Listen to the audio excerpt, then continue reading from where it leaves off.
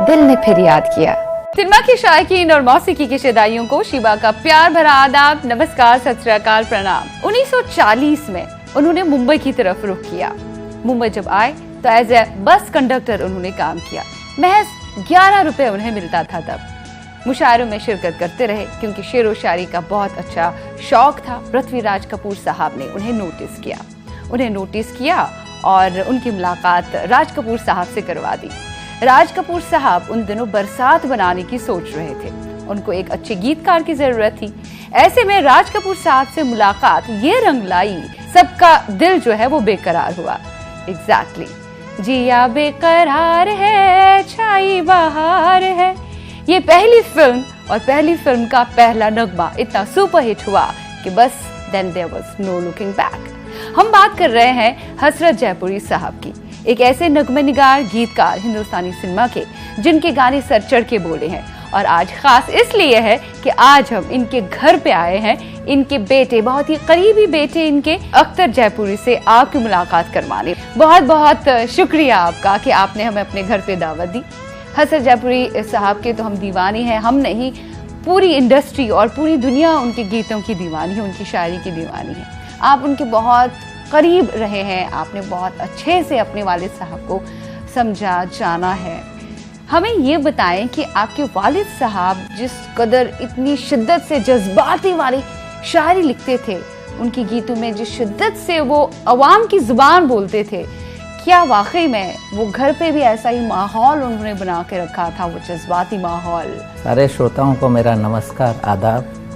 ऐसे डैडी तो बहुत ही मजाकिया थे, गाने लिखते थे सीरियस, लेकिन घर में हमेशा उन्हें था कि मेरे बच्चे, मेरी बीवी सब साथ में रहें, माहौल एकदम खुशहाल रहे। उनको ऐसा नहीं था कि अकेले कमरे में हम बंद कर दें और वो गाने लिख रहे हैं। आवाज़ें हो, छेड़छाड़ हो, गाने अपने लिखते रहते। उनको एक पैशन था लिखने का, बस मुझे लिखने दो, मुझे रोको नहीं मुझे लिखने से। तो इसलिए ऐसा कुछ नहीं है, हम खेलते भी रहते थे उनके रूम में तो वो अपना गाने लिखते रहते थे। बहुत सारे गीत हैं, रोमांटिक हो या सैड सॉन्ग हो, दोनों में महारत हासिल थी। ये जरूर हम जानना चाहेंगे कि उनकी एसोसिएशन शुरू हो गई आर.के. फिल्म्स के साथ। अगर हम ये कहें कि आर.के. स्टूडियोज जो है उसके लिए एक पिलर का काम किया उन्होंने, एक स्ट्रॉन्ग पिलर, जो राज कपूर साहब के साथ फिर उनकी लंबी एसोसिएशन चली जब तक ना कि जय किशन साहब का इंतकाल हो गया। जैसे राज कपूर साहब भी घर पे आते थे, तो क्या दोनों में आपकी दोस्ती दिखती थी? कितना गहरा राब्ता था? किस तरह से एक दूसरे के साथ वो टाइम स्पेंड करते थे? कुछ यादें हैं? डैडी क्या है ना, सुबह सुबह जय किशन साहब गोविंद महल में उनका म्यूजिक रूम था, वहीं सब मिला करते थे, बैठते थे वहीं, सुबह मिलते थे, शाम तक वहीं काम होता था, फिर रात को देर रात को लौट के आते थे। और राज साहब की एक स्पेशल आदत थी, उनके यहाँ काम का माहौल सिर्फ रात से ही शुरू होता था। रात के 10-11 बजे डैडी को बुला लेते थे, सुबह तक काम करवाते थे, फिर ये दिन भर आराम करते थे। उनका कहना था कि रात को दुनिया सो जाती है तो आदमी का ध्यान है ना सिर्फ अपने काम में लगा रहता है, इधर भटक नहीं सकता है। दिन के अंदर आप इधर उधर देख के अपना टाइम वेस्ट कर सकते हैं, इसलिए ज़्यादातर उनके वहाँ रातों को बहुत ही बेहतरीन महफिलें रहती थी, खाना पीना सब कुछ रहता था। और आपके वालिद साहब हसरत जयपुरी साहब को शायरी के अलावा खाने का भी बहुत शौक था? बहुत शौक था। स्पेशल यहाँ से डब्बा पैक करके ले जाया करते थे, मम्मी जो खाने बनाती थी वहाँ सब मिल बांट के खाते थे। ज्यादातर स्पेंड वो राज कपूर साहब के घर पे ही करते थे, अपना वक्त सर्व करते थे। सही बात है। और आप उनका मतलब कभी गुस्सा नहीं होते थे, आज पापा घर पे नहीं आए, ऐसा क्यों है? हमारे अब्बा रोज राज कपूर साहब, कभी राज कपूर साहब पे गुस्सा हुआ? नहीं, ऐसा कभी हुआ नहीं। हमने कभी उनके काम में इंटरफियर नहीं किया कभी। जब तक वो सुबह आते थे तब तक हम अपने स्कूल के लिए निकल चुके होते थे। मगर ये उनका था कि उनको अपना घर का खाना बहुत पसंद था। आप सोचिए, मरीन लाइंस गोविंद महल सुबह जाते थे, वहाँ से फिर ड्राइव करके दोपहर को खाना खाने आते थे, फिर वापस जाते थे। आपकी वालिदा साहिबा जो है बेहतरीन, हाँ, वो बेहतरीन कुक भी रही है। हाँ, तो अब अपने हाथों, बेगम के हाथों का जायका है, उन्हें रोज मिल रहा है, तो इसके लिए तो इंसान कहाँ से चला आएगा। माने डैडी को इतना शौक था कि उनको पता था कि इस दाल के अंदर कौन सी भगार मैच होएगी, वो भगार डालना। अच्छा, वो खुद भी कुक करने का शौक था? कुक करने, हाँ, एडवाइस देते थे कि आज अगर ग्रेवी बन रही तो इसमें चिकन ऐसे डालना, हाँ। इसको ये करना। आपकी वालिदा जो है, उनकी वाइफ जो है, उनसे वो बेहद प्यार करते थे और दूसरी बड़ी बात है कि वो उनकी फाइनेंशियल एडवाइजर भी रही है। उन्हें जो कुछ करना होता था आपकी वालिदा ही, आपकी अम्मी ही उन्हें सजेस्ट करती थी क्या करना है, कहाँ क्या करना है, कहाँ इन्वेस्ट करना है, कहाँ नहीं करना है। ये सही बात है। डैडी की एक अच्छी बात थी कि जो भी उन्होंने कमाया सीधा लाके मम्मी के हाथ में दिया। अरे वाह। कभी उसे उड़ाया नहीं कहीं भी। और मम्मी इतनी वाइज थी, दो पढ़ी लिखी नहीं थी लेकिन आगे की उनको मालूम था कि आगे क्या होगा, वो उनको बहुत ही अच्छा आइडिया था। और उनको ज़्यादा इंटरेस्ट रियल एस्टेट में था कि अगर हम इन्वेस्ट करते हैं लैंड में या किधर दुकान में, आगे जाके वैल्यू इसकी बढ़ेगी। हाँ। तो इसलिए ये जो बंगला भी हमने बनाया उस वक्त लिया था जहाँ ये सब जंगल था। जी। सब मना करते थे बट शी न्यू कि आगे जाके क्या सब मेरी होना। तारीफ ही करेंगे। हाँ, इसीलिए आप भी थोड़ा फिल्मों से आपने किराना कर लिया, आपने माँ की ही एडवाइस सुन ली और आप भी इसी फील्ड में आ गए। उन्होंने मना कर दिया कि नहीं करना है, तुम्हारे डैडी लकी हैं, राज साहब जैसी टीम मिल गई, शंकर जयकिशन से अच्छे दोस्त मिले तो चले, अगर ये जोड़ी नहीं चलती तो क्या करते। तो शी एडवाइस दस कि आप पढ़ो लिखो। हसरत जयपुरी साहब भी यही चाहते थे कि आप फिल्मों में ना आए, आप शेर व शायरी की तरफ ना जाएं। चाहते नहीं थे मगर वो हमेशा कहते जो मम्मी कह रही है वो सच है, वही मानो। इंटरेस्ट नहीं दिखाया हमने फिर। जी, जैसे मोहब्बत वो अपनी अम्मी से करते थे, ऐसे ही 20 साल की उम्र में जब उन्हें अच्छी खासी शेर व शायरी लिखनी शुरू की थी, तब 20 साल के थे, पड़ोसन थी उनकी, आपको भी शायद अपने अब्बा ने कई कहानियां सुनाई होगी और पूरी दुनिया जानती है, इनफैक्ट उनके गीतों में भी छलकता है कि इश्क के मामले में उनका कहना था कि इश्क की कोई जुबान नहीं, इश्क की कोई सीमा नहीं, इश्क की कोई जात नहीं, इश्क का कोई मजहब नहीं, इश्क किसी से भी हो सकता है, कभी भी कहीं भी, और इश्क जो है वो पाने का नाम नहीं है। सही। तो ये उन्होंने हमेशा से कहा और हर इंटरव्यू में कहा था।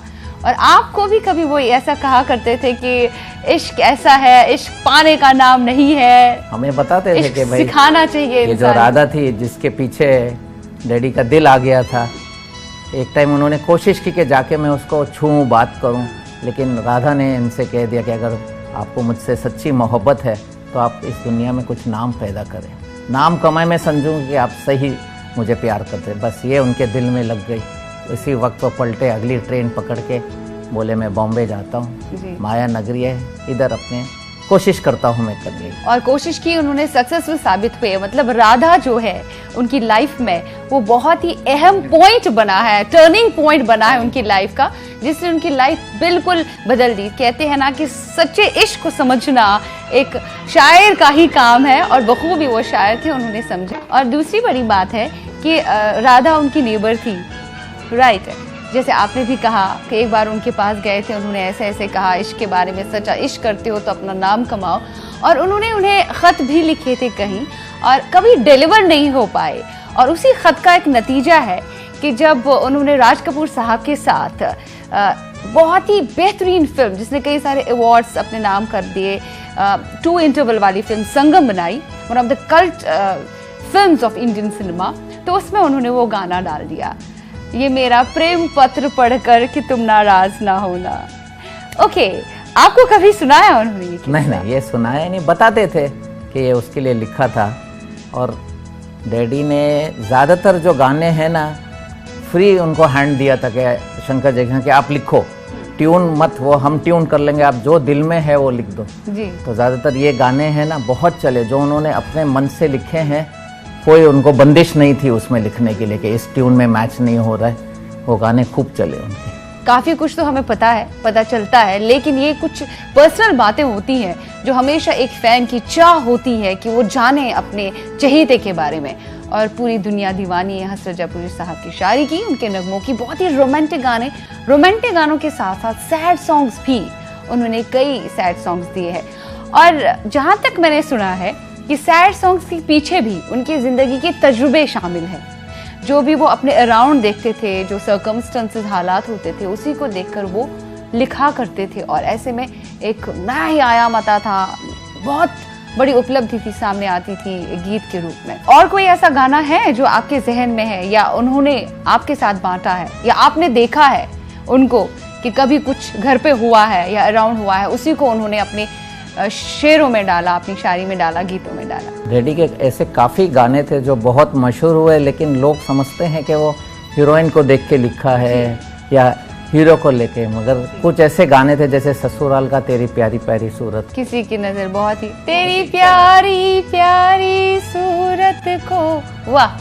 वो ऐसा गाना था कि इंसिडेंट ऐसा था कि उस पिक्चर में राजेंद्र जी के साथ जो हीरोइन थी वो डैडी को जच रही नहीं थी।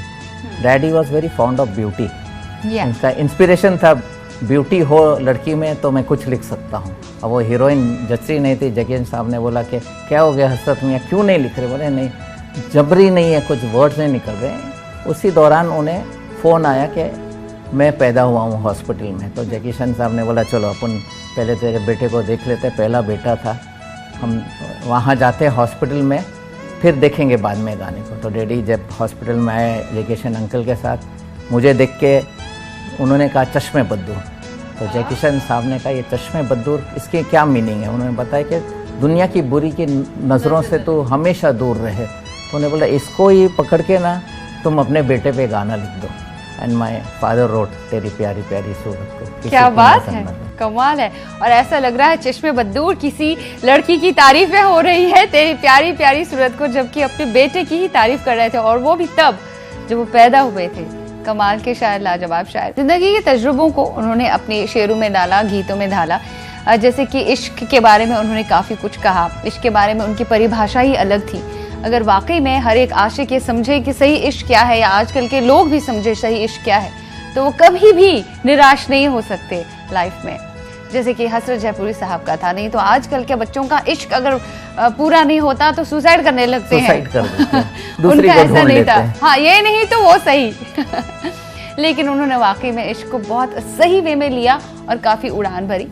और दूसरी ये बात है कि राज कपूर साहब के साथ उनका एसोसिएशन तो बहुत अच्छा रहा, और यही वो फिल्म थी, पहली फिल्म बरसात, जिसमें राज कपूर साहब ने शंकर जयकिशन के साथ भी बहुत अच्छी ट्यूनिंग की, और इनका एक ग्रुप बन गया। फिर ये पिलर्स बन गए आरके स्टूडियोज के एंड फिल्म्स के।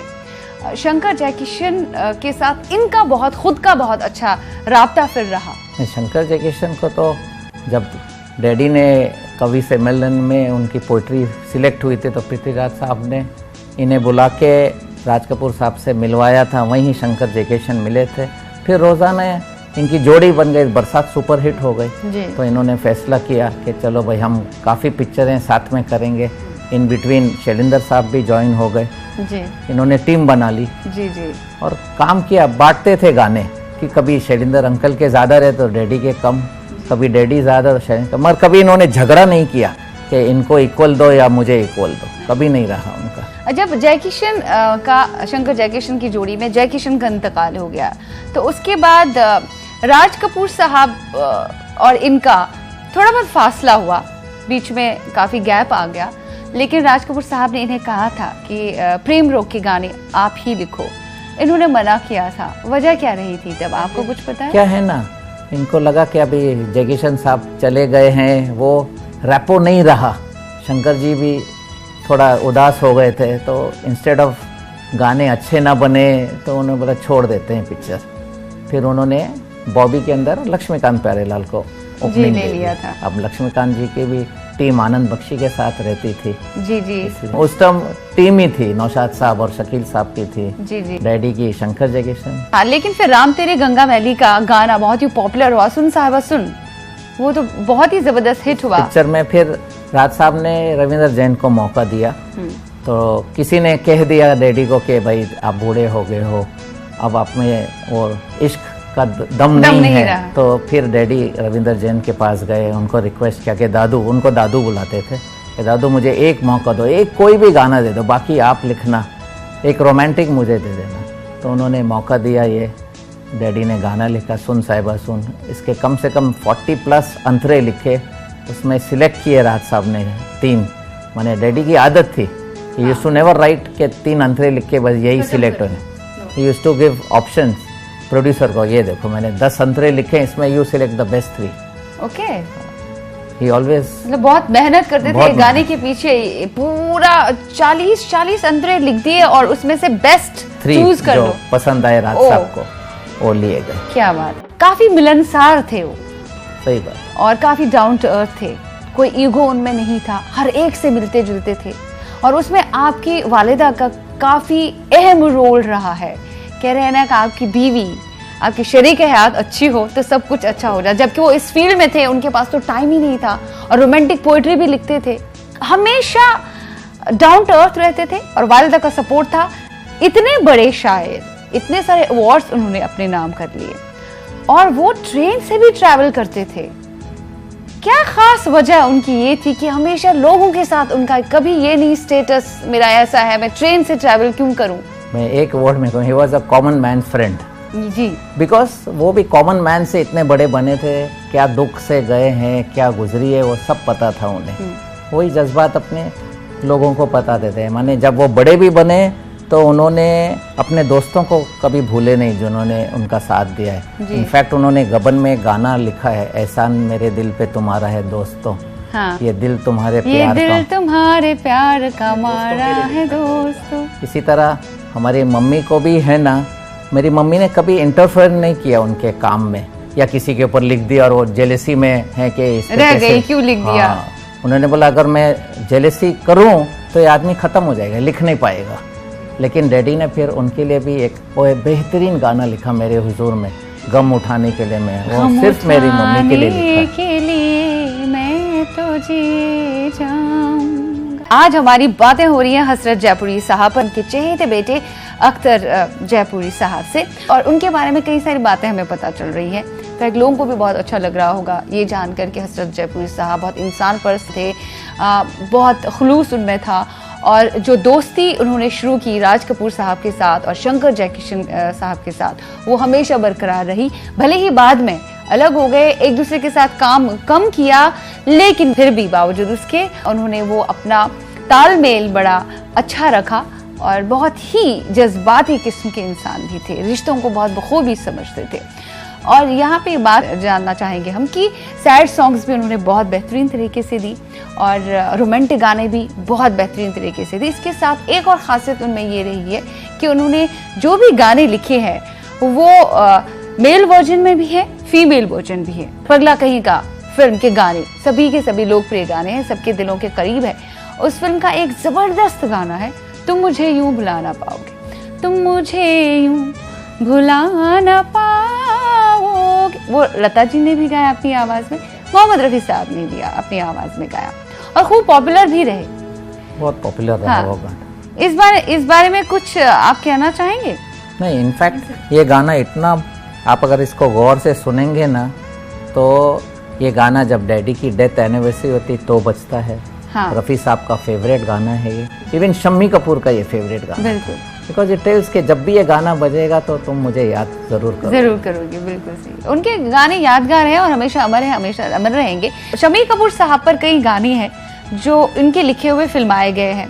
हाँ, राजेंद्र कुमार साहब हैं, बहुत ही रोमांटिक गाने जो राजेंद्र कुमार साहब पर फिल्माए गए हैं। जोड़ी जो शंकर जयकिशन साहब के साथ थी, वो भी हमेशा इस बात के लिए बहुत मखसूस थे कि जो गाना राजेंद्र कुमार पर फिल्माया जाएगा वो राजेंद्र कुमार के लिए ही है, शम्मी कपूर साहब पर, वो शम्मी कपूर साहब पर। ये सही बात है। माने शंकर जयकिशन एक इकलौते म्यूजिक डायरेक्टर टीम थी जो हीरो शाम को उनके सिटिंग रूम में जाके पूछा करते थे कि भाई आपने आज जो गाना बनाया सुनाइए। जब सुनाते थे और पसंद आया, जैसे शम्मी जी को पसंद आया, ये मेरी अगली फिल्म, बोलते नहीं ये राजेंद्र के लिए ऑलरेडी सिलेक्ट हो गया है। तो ऐसे सबको सेपरेट देते थे। रफ़ी साहब को भी बोलते थे आपको इसको गाना है समझ के कि राजेंद्र कुमार गा रहे हैं। हाँ। आप रफ़ी साहब के गाने भी सुनेंगे तो आपको मालूम है कि ये हीरो गा रहा होगा, आप ऑन करेंगे तो वही हीरो गा रहा होगा। जी, हमेशा दोस्ताना रहा एक दूसरे के साथ, कभी बीच में ईगो नहीं आया, आखिर तक एक दूसरे के साथ रहे, और बहुत बड़ी बड़ी हिट फिल्में हमें दी। आप समझिए कि अगर कुछ ईगो होता तो शैलेंद्र साहब ने अपनी पिक्चर बनाई थी, उसके अंदर डैडी से गाने लिखा गया, खुद लिख सकते थे और डैडी को नहीं बोलते। जो उन्होंने फिल्म प्रोड्यूस की थी। यस जी, उसमें डैडी का दुनिया बनाने वाले बहुत चला, तीसरी क्या तेरे कसम, मन में, एग्जैक्टली, बहुत ही पॉपुलर गाने, बहुत पॉपुलर गाने। हाँ, और रफ़ी साहब के साथ उनकी दोस्ती बहुत अच्छी थी, और रफ़ी साहब के बहुत ही करीबी दोस्तों में से एक, बहुत ही करीबी। कोई इंसिडेंट सुनाए रफ़ी साहब जब घर पे आते थे? घर पे आया करते थे। इनफैक्ट उनके लड़की की विदाई के गाने सब डैडी से लिखवाया उन्होंने, कभी किसी और के पास गए नहीं। डैडी के साथ बहुत सिटिंग्स की घर के ऊपर। डैडी का मैंने सोल थे वो। जी। डैडी के गाने मैक्सिमम रफ़ी साहब ने रफ़ी साहब नहीं, ऑब्वियसली रफ़ी साहब नहीं, और मुकेश जी ने भी कई सारे गाने उनके गाए। राज साहब उस हीरो होते थे तो मुकेश ऑब्वियसली, अदरवाइज ऊपर तो फिट बैठते थे। Rajendra and Shammi it was Rafi साहब, नो डाउट। शम्मी कपूर साहब का प्रिंस का गाना, बदन पे सितारे लपेटे हुए, इसका भी एक इंसिडेंट है। जरूर सुनना चाहेंगे। इसमें इन लोग पेरिस में गए थे किसी ट्रिप पे, उधर underground shows were very famous, ludo shows बोलते थे, वेयर स्कैंटिली ड्रेस्ड लेडीज होती हैं और तारे लगे हुए थे, डांस करते हैं। तो जगीरन साहब ने बोला, मियाँ हसरत मियाँ देखो भाई क्या पहनी है वो, कुछ लिख सकते क्या उसके ऊपर? इमीडिएटली रोट, बदन पे सितारे लपेटे जाने तमन्ना किधर जा रही। बिजी रहते थे हसरत जयपुरी साहब, लेकिन वालिदा ने आपके बहुत साथ दिया। आप जिससे मोहब्बत करते हैं, आप एक्सपेक्ट कुछ नहीं करते हैं, बस इंतजार में रहो आप, है ना? उसी में मजा है, इंतजार में भी मजा है। डैडी का ये मानना था एक्चुअली कि जिसको अच्छी बीवी मिल गई ना उसकी ज़िंदगी सफल हो गई। बिल्कुल सही। He can concentrate on his work, बेपरवाह काम कर सकता है। बीवी अच्छी होना चाहिए, बीवी अच्छी होना चाहिए, और उन्होंने साथ भी उनका बहुत दिया। और दूसरी बड़ी बात है, वो अपनी माँ के साथ भी बहुत अटैच थे। तो उन्होंने जैसे कि अपनी वाइफ के लिए गाने लिखे, उन्होंने अपनी माँ के ऊपर भी शेरो शायरी की है। मुझे वर्ड्स लाइंस याद नहीं है, मगर उन्होंने एंड में यही कहा था कि अगर इस दुनिया में हमारे मुस्लिम्स में काफिर बोलते हैं कि अगर कुफ्र नहीं होता तो मैं अपनी माँ को खुदा कहता। वाह वाह, क्या बात है। और हमेशा अपनी माँ के कदमों तले वो रहते थे, है ना? Always. कोई इंसिडेंट बताइए, बिकॉज आपने देखा है बहुत करीबी से उन्हें। जब आप बच्चे थे तब तो मैं देखता था कि रात को रिकॉर्डिंग से आए थके मांदे हैं, खाना नहीं खाए, लेकिन माँ के पैरों में पड़े। वाह वाह वाह, क्या बात। आप बताइए, ऐसे शायर को क्यों नहीं सक्सेस मिलेगी, कामयाबी नहीं मिलेगी? अपनी माँ की बहुत दुआ ली उन्होंने, बहुत दुआ ली। क्या बात है, क्या बात है। हसरत जयपुरी साहब का नाम हिंदुस्तानी सिनेमा में सुनहरे शब्दों में लिया जाता है और हमेशा लिया जाएगा। बहुत बहुत शुक्रिया हमसे बात करने के लिए। It was pleasure talking. Same here. उम्मीद करती हूँ आज का प्रोग्राम आपको बेहद पसंद आ गया होगा। आप हमें लिख सकते हैं shiva.lateef@nw18.com पर। फिलहाल आज के प्रोग्राम में इतना ही। सिनेमाई रहिए, अच्छी फिल्में और अच्छी मौसीकी जरूर सुने, क्योंकि अच्छी मौसीकी और अच्छी शायरी आपको बहुत कुछ सिखाती है। खुदा हाफिज फर नाउ।